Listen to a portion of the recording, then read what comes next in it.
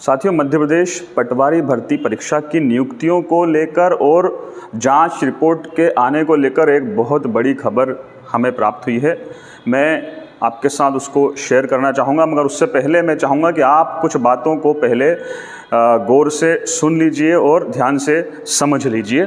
साथियों, जैसा कि हमें पता है कि मध्य प्रदेश पटवारी परीक्षा जो है उसके रिज़ल्ट के आने के साथ उसके ऊपर कई सारे भर्ती परीक्षा पे घोटालों के आरोप लगे हैं और इन घोटालों के आरोप के बाद मध्य प्रदेश के मुख्यमंत्री ने इसके ऊपर जांच कमेटी बैठाने और 31 अगस्त तक उसको रिपोर्ट देने की बात कही थी और नियुक्तियों के ऊपर रोक लगा दी थी। तो साथियों, बाद में जाँच करने के लिए एक डॉक्टर जो हमारे रिटायर्ड जज हैं हाई कोर्ट के श्री राजेंद्र वर्मा जी, उनकी अध्यक्षता में जांच कमेटी बनाई। जांच कमेटी अलग अलग जिलेवार शिकायतकर्ताओं से डॉक्यूमेंट्स मांग रही है, अपने स्तर पे जांच कर रही है और उसको जो भी अनुशंसाएं थी, जो भी रिपोर्ट पेश करनी थी, जो प्रस्तुत करनी थी, वो 31 अगस्त 2023 तक सरकार को सौंपनी थी।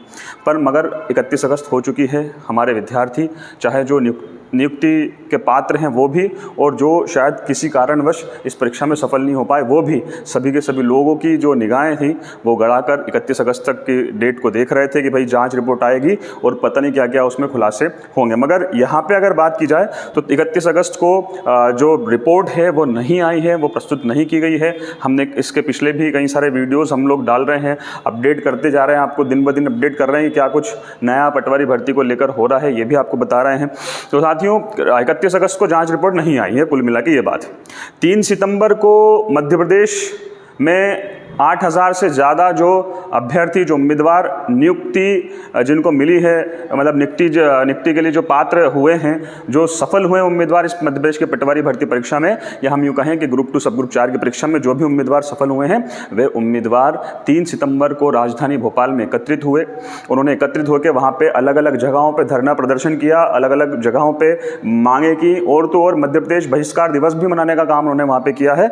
एक बैनर के तले वहाँ पर वो नियुक्ति की मांग कर रहे थे, सरकार से कह रहे थे कि भाई चाहे तो आप हमसे शपथ पत्र ले लें, चाहे तो आप हमें जो भी आप डॉक्यूमेंट, जो भी आप लिखवाना चाहें वैसा आप लिखवा लें, मगर हमें नियुक्ति दें, जल्दी से नियुक्ति दें। और यदि हम में से कोई दोषी पाया जाता है, अगर जांच जो रिपोर्ट आती है उसमें अगर किसी को दोषी पाया जाता है तो उसके खिलाफ सख्त से सख्त कार्रवाई करें। मगर जितने अभ्यर्थी, क्योंकि 8000 से ज़्यादा अभ्यर्थी हैं और निश्चित ही है कि सभी ने तो कोई ना कोई फर्जीवाड़ा या घोटाला नहीं किया होगा। कुछ लोगों के कारण बाकी जो लोग हैं, जिन लोगों के ऊपर भी संकट छा गया है अपनी नियुक्ति को लेकर, उनका मरण इस प्रकार से क्यों किया जा रहा है, ये सब बातें वहाँ पे की गई, ये सब बातें कही गई, और जो कि मेरे ख्याल से सही भी है। क्योंकि नियुक्ति मिलना, जब आप सफल हो जाते हो, अब जब आपके मोबाइल पे, आपके कंप्यूटर पे आप देखते हो कि आप किसी परीक्षा में सिलेक्टेड हैं, क्वालिफाइड हैं, तो आप परिवार और आपके मन में प्रफुल्लित हो जाता है। आप चाहते हो कि जल्दी से नियुक्ति मिल जाए, जल्दी से जल्दी सैलरी आ जाए, जल्दी से जल्दी हम नौकरी पे जाएं। तमाम चीज़ें होती हैं घर में, परिवार में, और खुद के लेकर भी होती हैं। मगर जब इस प्रकार की चीज़ें आती हैं तो स्वाभाविक सी बात है, मानसिकता हमारी कुंठित होती है, हम निराश होते हैं। तो कुछ इसी प्रकार का माहौल इस परीक्षा को लेकर तो चल रहा है युवाओं में। मगर साथियों, क्या कुछ हुआ है वहाँ भोपाल में, सबसे पहले तो आप ये देखिए।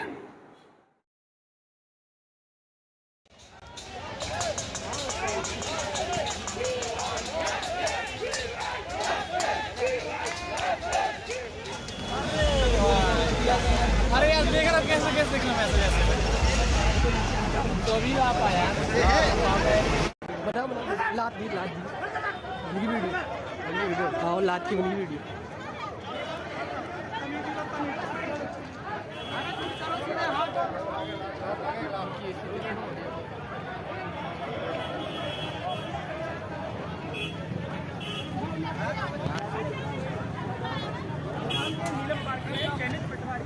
पुलिस की तानाशाही।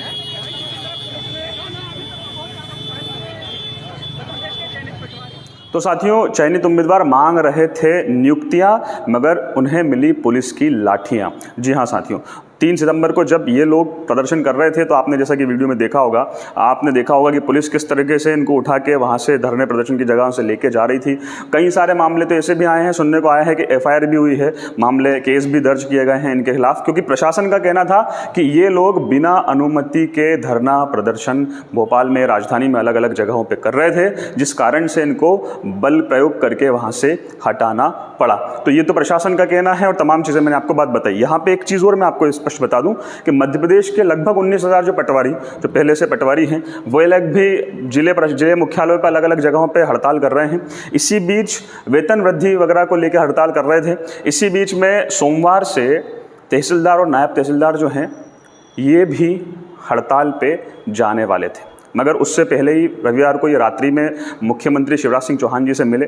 मुख्यमंत्री जी ने उनसे मिलने के बाद में स्पष्ट कहा कि चूंकि आप लोग हड़ताल पे नहीं गए, उससे पहले मुझसे मिलने आए हैं, इसलिए मैं आपसे मिला हूं, वरना मैं हड़ताली कर्मचारियों से नहीं मिलता। ये बहुत स्पष्ट मुख्यमंत्री ने कहा है। और उन्होंने कहा है कि जैसे कि पटवारी बिना मुझसे मिले ही, बिना मुझसे बात करे ही हड़ताल पे चले गए, तो मुझे उनसे नहीं मिलना, ये एक स्टेटमेंट उन्होंने दिया है।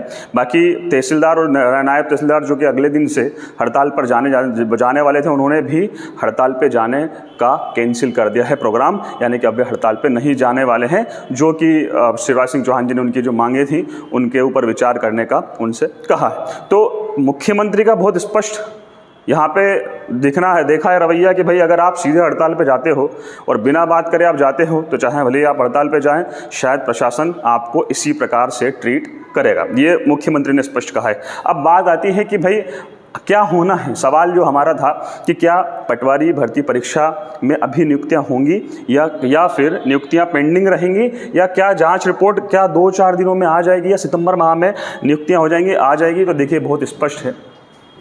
ये राजेंद्र वर्मा जी हैं, रिटायर्ड जज हैं, मध्य प्रदेश पटवारी भर्ती घोटाले की जांच के लिए जो कमेटी बनी है उसके अध्यक्ष हैं। इनका क्या स्टेटमेंट है इस वाक्य को लेके, देखिए यहाँ देख पा रहे हैं। देखिए ये ऐसा नहीं है कि जांच के बाद फैसला एक लाइन में लिखकर दो। 550 से ज़्यादा शिकायतकर्ता हैं, लोगों की तरह की शिकायतें हैं, जुडिशियल की तरह ही देखना पड़ता है। आचार संहिता से पहले रिपोर्ट आएगी या नहीं, इस पर मैं कुछ नहीं कह सकता। मैं बस ये कहूँगा कि समय लगेगा। तो साथियों बहुत स्पष्ट यहाँ पे जो हमारे रिटायर्ड जज हैं आदरणीय राजेंद्र वर्मा जी, उन्होंने कहा है कि समय लगेगा। ऐसा नहीं है कि एक लाइन में 2 लाइन में लिख के सिर्फ ये दे दे कि हाँ घोटाला हुआ है या नहीं हुआ है।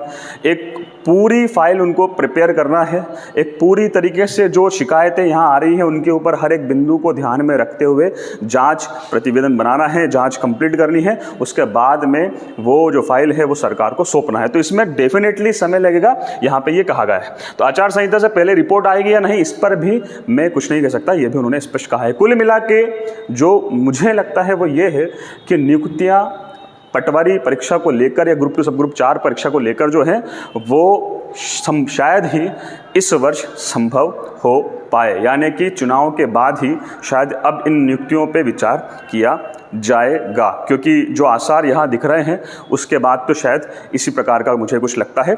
आप क्या सोचते हैं इस बात पे हमें कमेंट में ज़रूर बताएं। और भी आगे कोई अपडेट अगर होगी तो हमारे YouTube चैनल से आप जुड़े रहें। हम आपको लेटेस्ट कोई भी अपडेट आएगी, चाहे वो ग्रुप 2 सब ग्रुप 4 की परीक्षा से रिलेटेड हो या फिर किसी अन्य परीक्षा से रिलेटेड, हम आपको मुहैया ज़रूर कराएंगे। धन्यवाद।